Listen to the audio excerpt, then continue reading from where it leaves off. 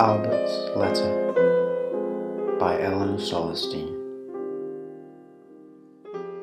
Dear Mother, I should begin by saying that I'm sorry. I know that Marie's death hit you hard, and that in the days after your funeral all you needed in the world was the shoulder of your son to cry upon. I know I wasn't there. I know that I should have been, and for that I'm truly sorry. More so, however, I'm sorry for the circumstances that led to my absence, the reason I couldn't be there, and the reason that I can never let you weep for your child on any shoulder of mine. I know that when you read these words, you'll most likely throw down this letter in disgust, disregarding the rest of its message, and so I'll tell you now, throw it down, walk away in tears, vow to disown me and erase all memory that I was ever your child, but please, don't destroy this letter. In days, weeks, months or years to come, when the stings faded a little, the wound at least partially healed, you can come back to this letter and read what remains after the hurt. It's my story, Mother, my confession, and my reasons. First, however, I need to tell you, I killed Marie. As I anticipate that you'll be returning to this letter, possibly damaged after a long interval, please allow me to again say that I'm sorry. It was not my intention to hurt you, or indeed Marie, whom I feel, in some ways perhaps, I may have granted a mercy. I'm sorry for the pain I may have caused you, and any I may have caused her. I'm not sorry for what I did, though, and indeed, I wouldn't hesitate to do it again. Fear, dear Mother, is an excellent motivator. Through one fear, we can be pushed, coerced, or persuaded to overcome others. Like a man forced to walk the plank, the threat that pursues us forces us forwards, sometimes down roads paved with terrors.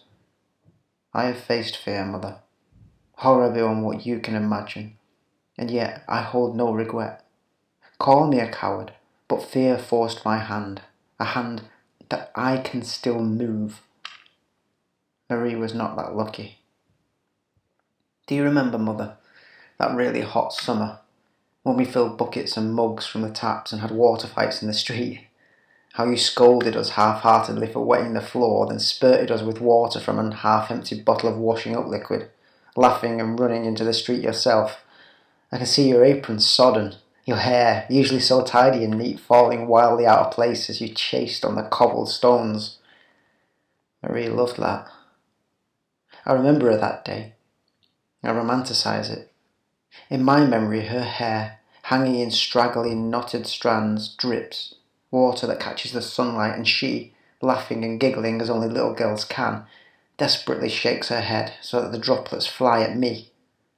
I watch her laugh in memory, watch her run away, run, laugh. That's how I want to remember her, not as she became. I know there's a God. I don't believe, I know. If the dark things exist, and Mother, they do, then the light things must too. When I looked at Marie, though, I often wondered which, dark or light, our God was supposed to be. How could a God, a real loving God who cares for his children, do that to someone? People talk of Jesus as a shepherd caring for his flock, and they forget that every shepherd sends some lambs to the slaughter. I never forgot. When your supposedly loving God is so recklessly, needlessly cruel, well, it's time to find a new God. I knew she was in there, of course, long after the body shut down. Locked in syndrome, they call it nowadays.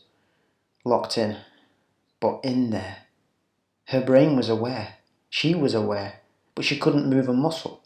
Her only access to the world a strained blinking of one eye, trapped, caged and tortured. Jesus wept. When I looked at her, I still saw Marie, but all I could think about was our scruffy old dog Pixie. Do you remember, Mother, when she was hit by a car? Her tiny body spun horizontally and landed on the pavement with a thick, wet slap. I carried her into the house. Holding her was like holding a huge bag of carrots, The tiny bones had no rigidity anymore. The pieces were all broken, unattached within the sack of skin, and it tumbled and slipped over each other. I laid her in front of our old electric fire and watched her as she died. If you ever doubt, if you ever need proof that there is such a thing as a soul, watch something die.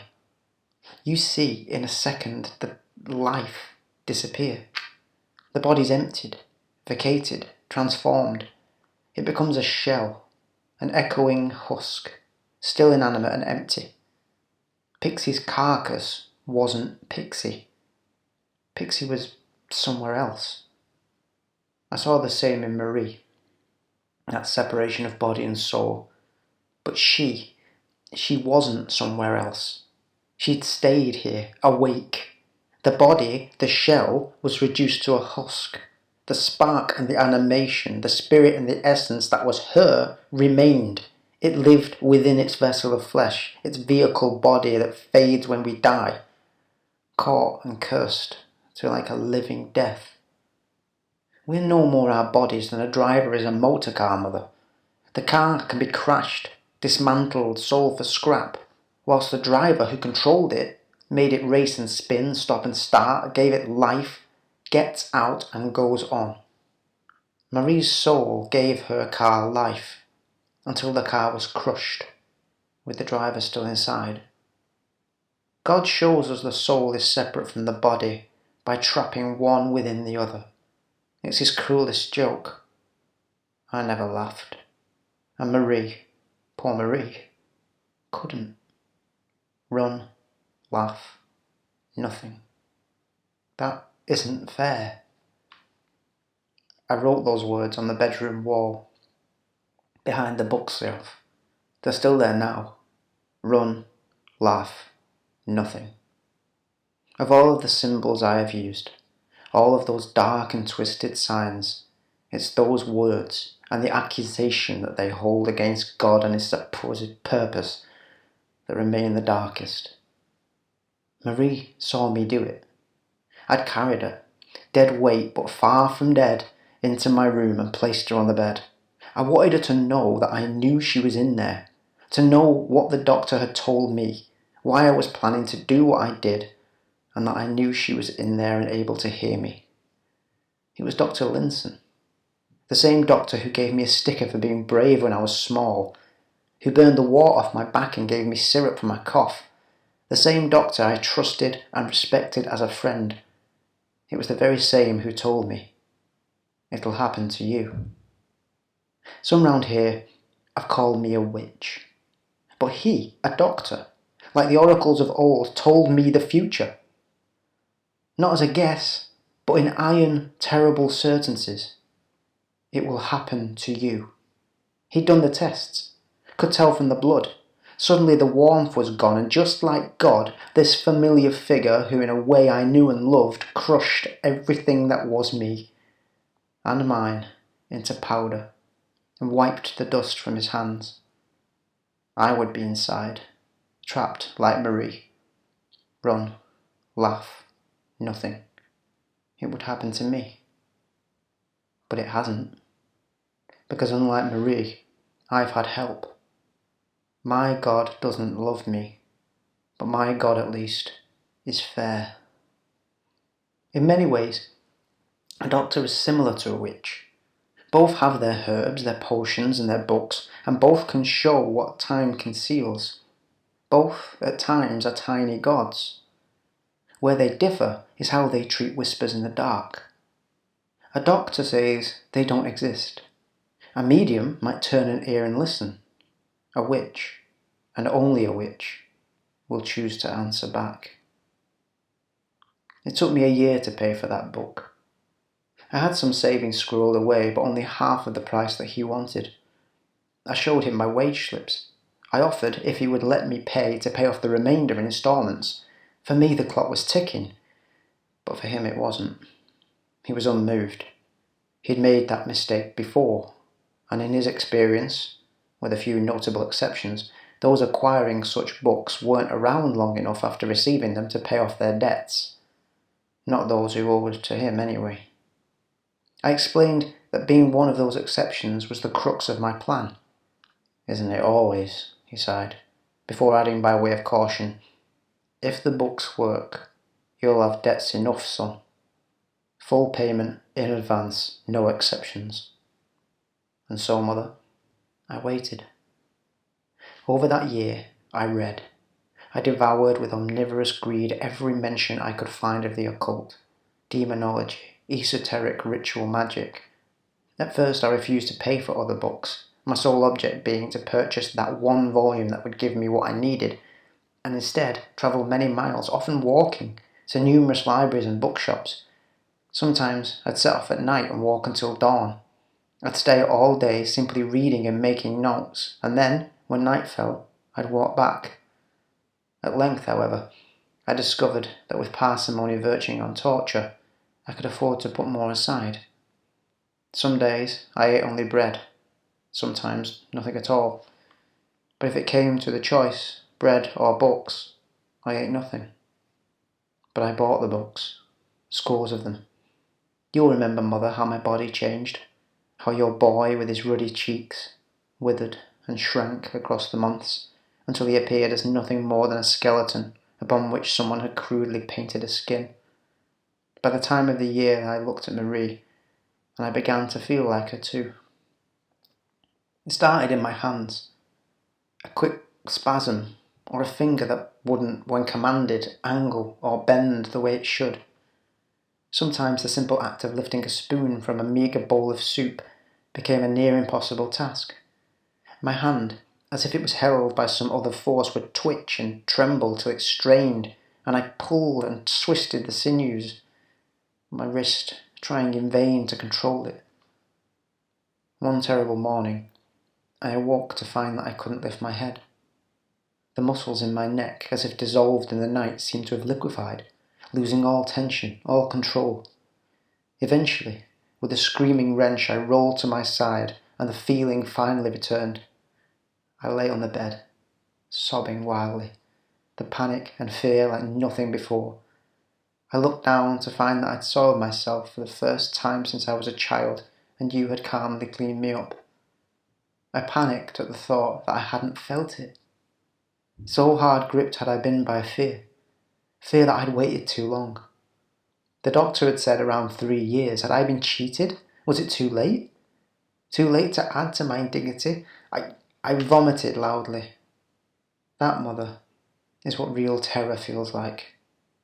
How after that could I ever be scared of the dark? That night, I bought the book. At first, for a month, nothing happened. Weeks before I'd cleared my room. All that remained was a ragged mattress and a single ringed camping stove. The floor I had etched with circles and signs, symbols and names in salt and chalk, some from above, some from below, though I knew my calls would go only one way. I stopped going to work. Every night I'd read the words and share the signs. Standing naked with only a candle, I'd trace the 5-point star in the air and open the space for all to come. I'd face and bow to the points required, move at junctures from one circle to the next, tracing geometries with my steps, as incantations foul and fair spilt from my lips, proud and clear. Still, nothing happened. When each morning I was forced with the light of the dawn to trace the star backwards again, to close the ritual, I would retreat to my corner and cry. 2 weeks in, I told Marie. I like to think she understood, that she could see, despite it all, where and why I birthed my plan. Once, as I fed her, my hand began to shake. Her eyes were fixed, but something in them changed. I knew that she'd seen. I knew that she knew. It would happen to me. I told her my plan. Picked up the chalk and walked to the wall. Run, laugh, nothing. I read the words aloud, less for her than for me. I stood before them, my back to her, allowing their horrible, unbent truth to seep and sink into each of my pores. Is this it? I asked her the question. Like all that I asked her, it became rhetorical. Is this God's plan? Suddenly, an anger and a fear and a spite boiled up like venom and seared through my veins. Taking the chalk beneath, I scrawled, "I choose no. I choose no." I stared again at the wall. Then I turned and looked at Marie. "Free will?" I asked her empty stare. Later that night, I tried again. Nothing. Just a boy, naked in the dark, desperate and thin, reaching for anything. As the first streaks of dawn began to colour the sky, I knew that tears would follow. I began to believe it was over, that all hope was lost. For the first and only time I considered ending it all. Rather death than this. I'd always been taught that suicide was a sin, the ultimate rejection of God's ultimate gift. But then, what gift was this? A present whose wrapping made the contents unusable? Was I supposed to be grateful? To give the Almighty thanks for this broken gift? To consider myself lucky to view God's creation in rigid silence? To cry exultations at the endless procession of ceilings that I was going to see? I rolled onto my side and pressed my face against the bare wood, salt and chalk crusting my cheek as I curled, fetal, naked and pathetic. I sobbed to myself, muttering over and over that I choose no. It's only the trembling fawn, the smallest, weakest lambs that catch the eyes of the wolf.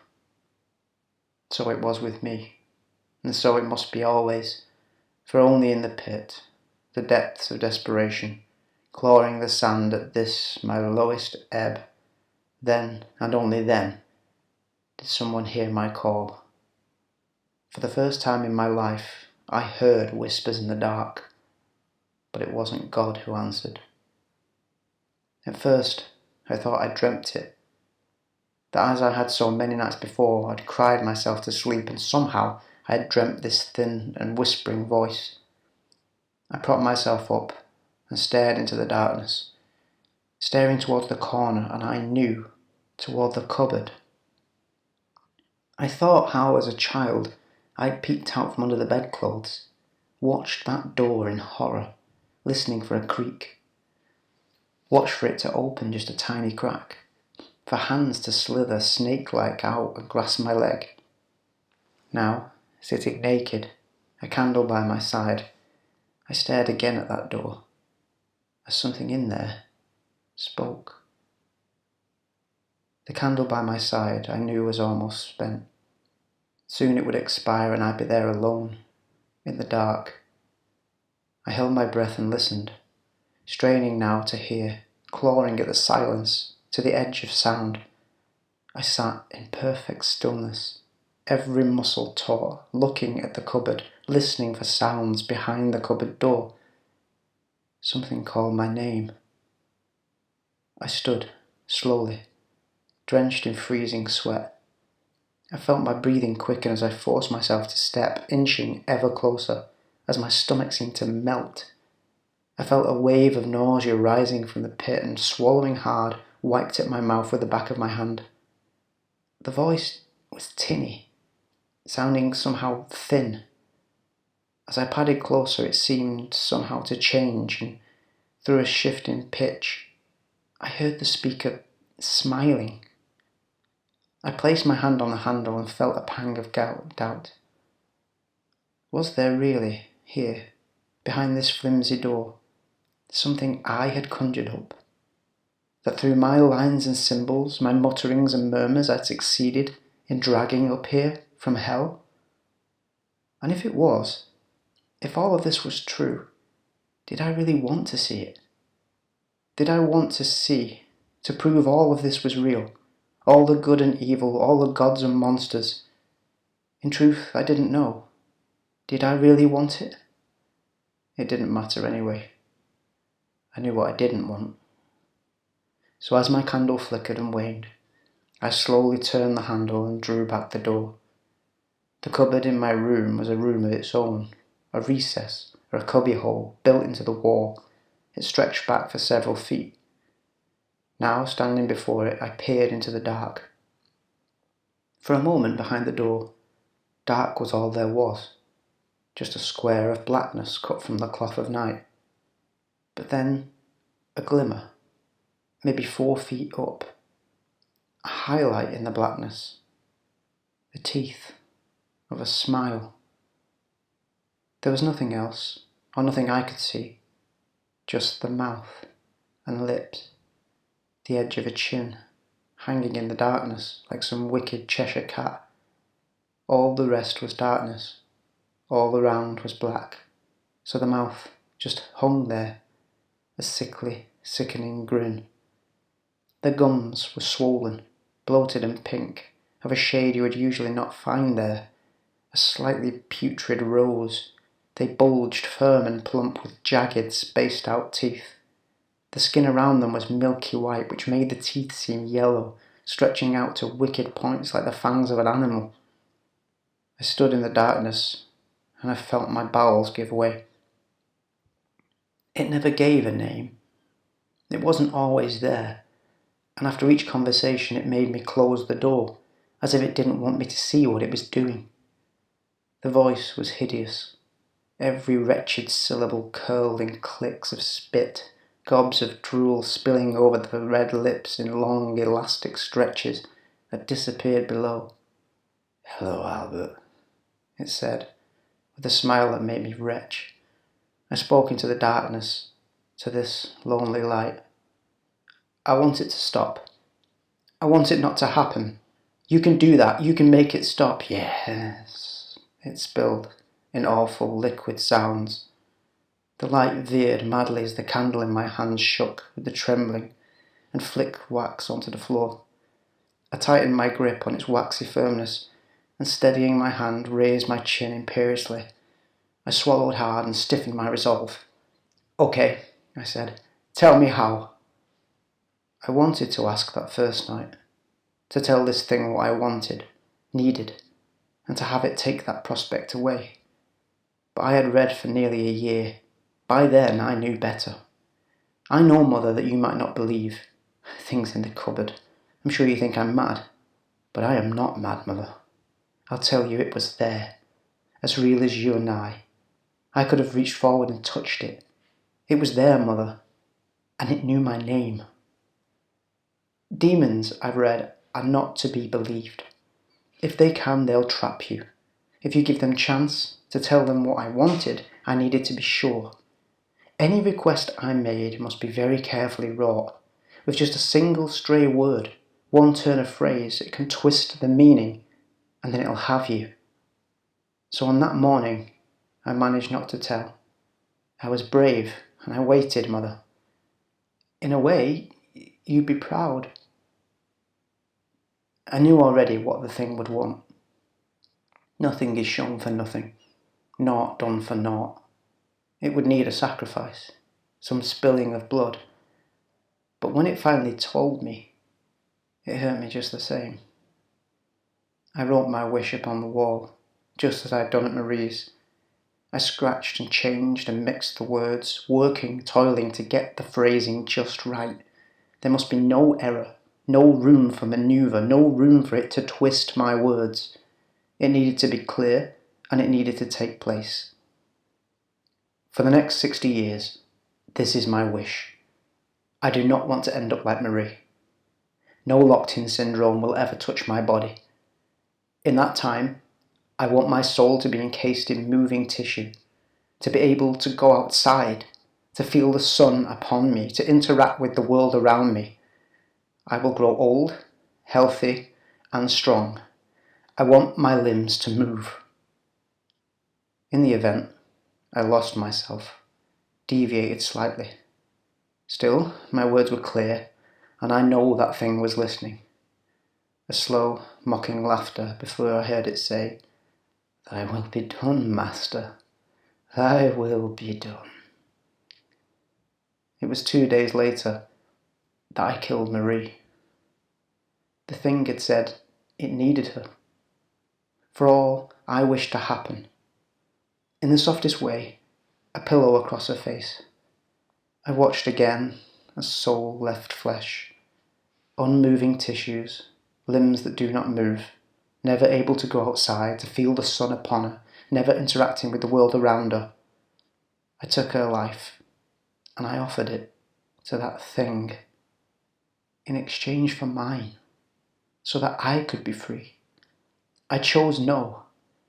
Our Marie died at 4:10, but as far as I'm concerned, for years she'd never lived. The following night, I closed the ritual. I waved the pentangle backwards.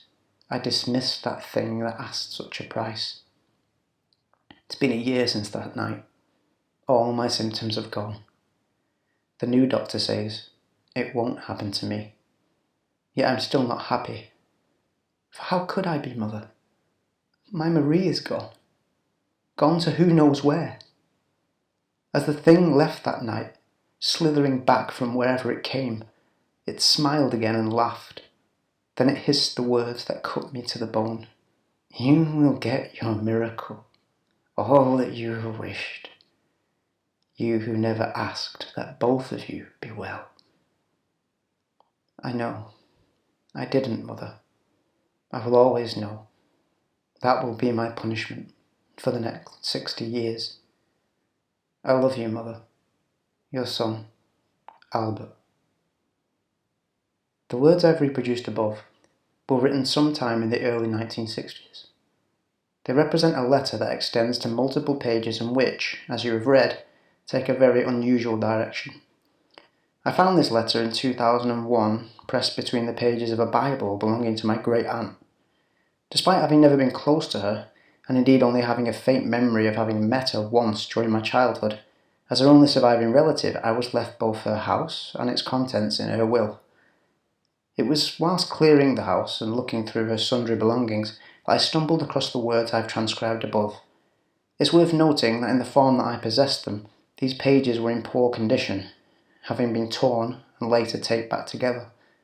Clearly, the writer of these words correctly anticipated his mother's reaction, and her subsequent return to the words at a much later date. The letter itself is now in the British Museum. I donated it alongside another much stranger item found around the same time. When preparing the house for sale, I was required to cut down an old yew tree that stood within the grounds. A section of the tree was part of my donation. Within it, somehow, encased in its trunk, workers found the body of a sickly-looking young man. The tree's living tissue had grown and moved around him. He'd been able to feel the sun and able to go outside. His limbs, the limbs of the tree, forever moved, in any breeze that blew. Albert, it seems, got his miracle. I hope beyond hope that soon enough he died, that his soul, trapped in the body, did not live on inside that tree as the tree grew old, healthy, and strong. I fear, however, that from some dark place I hope never to go, I think, a hope never to meet, sees that tree and smiles.